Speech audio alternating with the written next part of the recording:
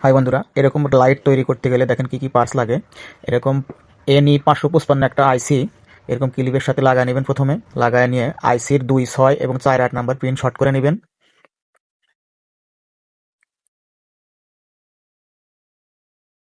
Short করে নেওয়া হয়ে গেলে এরকম একটা 27 কে রেজিস্ট্যান্স নিয়ে আইসির 2 নাম্বার এবং 3 নাম্বার পিনটে ঝালাই করে নেবেন।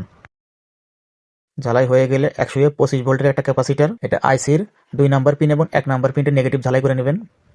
তারপর এরকম 100 এবং 220 ওহমসের একটা একটা করে রেজিস্ট্যান্স আইসির 1 নাম্বার প্রিন্টে এবং 8 নাম্বার প্রিন্টে ঝালাই করে নেবেন।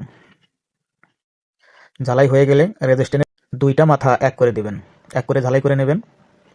তারপর এইরকম গোলাকার লাইট সেট করে নিয়ে আপনার লাইটের বাহিরের অংশ রেজিস্ট্যান্সের মাথা ঝালাই করে দিবেন এবং আইসির 3 নাম্বার পিন থেকে নিয়ে ভালভের মাঝখানের অংশে ঝালাই দিয়ে নেবেন।